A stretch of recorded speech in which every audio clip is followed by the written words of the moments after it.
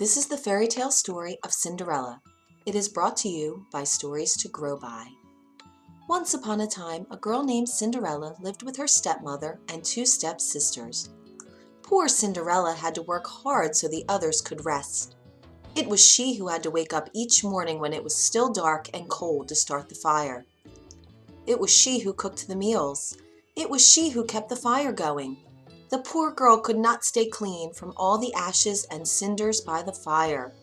"What a mess!" her two stepsisters laughed, and that is why they called her Cinderella.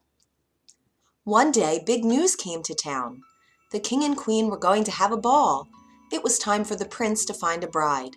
All of the young ladies in the land were invited to come. They were wild with joy. They would wear their most beautiful gown and fix their hair extra nice. Maybe the prince would like them. At Cinderella's house, she now had extra work to do. She had to make two brand new gowns for her stepsisters. "Faster!" shouted one stepsister. "You call that a dress?" screamed the other. "Oh dear," said Cinderella, "when can I—" The stepmother marched into the room. "When can you what?" "Well," said the girl, "when will I have time to make my own dress for the ball?" "You!" yelled the stepmother. "Who said you were going to the ball?" "What a laugh!" said one stepsister. "Such a mess!" They pointed at Cinderella. All of them laughed. Cinderella said to herself, "Maybe they see a mess when they look at me, but if I could, I would go to the ball." Soon the time came for the stepmother and stepsisters to leave for the big party. Their fine carriage came to the door. The stepmother and stepsisters hopped inside, and they were off. "Goodbye," called Cinderella. "Have a good time."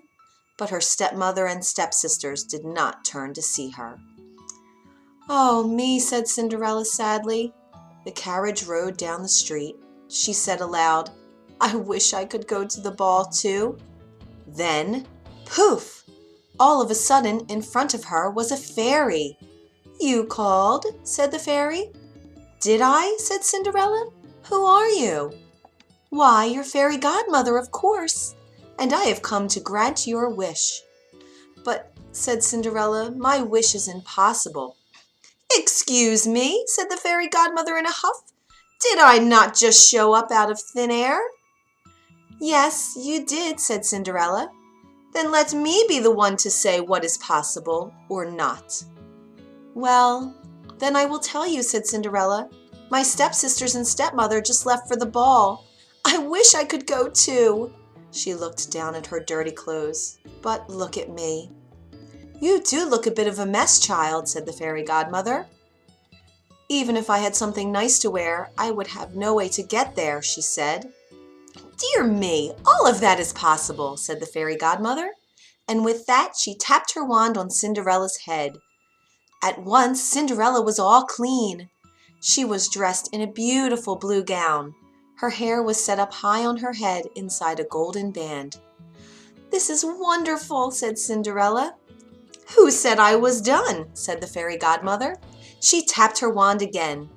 At once a beautiful carriage came to be, with a driver and 4 white horses. "Am I dreaming?" said Cinderella, looking around her. "It is as real can be," said the fairy godmother. "But there is one thing you must know." "What is that?" asked Cinderella. "All of this will last only to midnight. At the stroke of midnight tonight, it will all be over. Everything will back to how it was before." "Then I must be sure to leave the ball before midnight," said Cinderella. "Good idea," said the fairy godmother. She stepped back. "My work is done." And with that, the fairy godmother was gone. The driver called out to Cinderella, "Are you coming?" She stepped into the carriage, and they were off. Over at the ball, the prince did not know what to think. "Why do you have that sad look on your face?" the queen said to her son. "Look around you. You could not ask for finer maidens than these." "I know, mother," said the prince. Yet he knew something was wrong. He had met many of the young women. Yet after he had said hello, one by one, he could find nothing more to say. Someone pointed to the front door. "Look! Who is that?" All heads turned. Who was that lovely maiden stepping down the stairs? She held her head tall and looked as if she'd belonged, but no one knew her. There is something about her, said the prince to himself. I will ask her to dance, and he walked over to Cinderella. Have we met? Said the prince. I am pleased to meet you now, said Cinderella with a bow. I feel as if I know you, said the prince, but of course that is impossible. Many things are possible, said Cinderella, if you wish it to be true.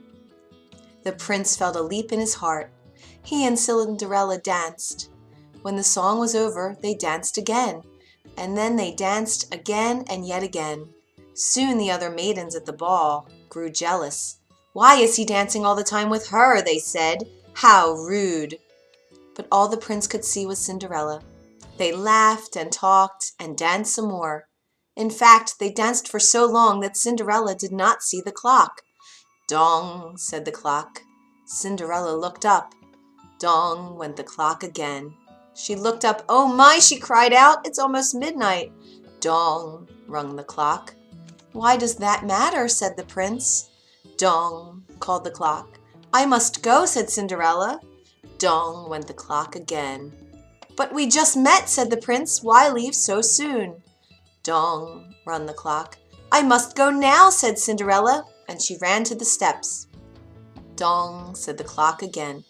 I cannot hear you, said the prince. The clock is too loud. Dong, rung the clock. Goodbye, said Cinderella. Up the stairs she ran. Dong, went the clock. Please, stop for a moment, said the prince. Oh dear, she said as one glass slipper fell off her foot on the stair. But Cinderella kept running. Dong, said the clock. Please, wait a moment, said the prince. Dong, rung the clock. Goodbye! Cinderella turned one last time, and then she rushed out the door. Dong! The clock was quiet. It was midnight. Wait! Called the prince. He picked up her glass slipper and rushed out the door. He looked around, but could not see her blue dress anywhere. This is all I have left from her, he said, looking down at the glass slipper. He saw that it was made in a special way, to fit a foot like none other. Somewhere there is the other glass slipper, he said, and when I find it, I will find her too, and I will ask her to be my bride. From hut to hut, from house to house went the prince. One young woman after another tried to fit her foot inside the glass slipper, but none could fit, and so the prince moved on. At last the prince came to Cinderella's house. He is coming, screamed one stepsister as she looked out the window. At the door, yelled the other stepsister. Quick, said the stepmother, get ready. One of you must be the one to fit your foot in that slipper, no matter what. The prince knocked. The stepmother flew open the door. Come in, she said. I have two lovely daughters for you to see. The first stepsister tried to place her foot in the glass slipper. She tried hard, but it just would not fit. Then the second stepsister tried to fit her foot inside. She tried and tried with all her might too, but no dice. Are there no other young women in this house? Said the prince. None, said the stepmother. Then I must go, said the prince. Maybe there is one more, said Cinderella, stepping into the room. I thought you said there were no other young women here, said the prince. None who matter, said the stepmother in a hiss. Come forward, said the prince. Cinderella stepped forward and sat before him. The prince got down on one knee and tried the glass slipper on her foot. It fit perfectly. Then, from her pocket, Cinderella took out something. It was the other glass slipper. I knew it, he cried. You are the one. What? Shouted one stepsister. Not her, yelled the other stepsister. This cannot be, screamed the stepmother. But it was too late. The prince knew that Cinderella was the one. He looked into her eyes. He did not see the cinders in her hair or the ashes on her face. I have found you, he said. And I have found you, said Cinderella. And so Cinderella and the prince were married, and they lived happily ever after. The end. If you enjoyed this story, you can find more at storiestogrowby.org.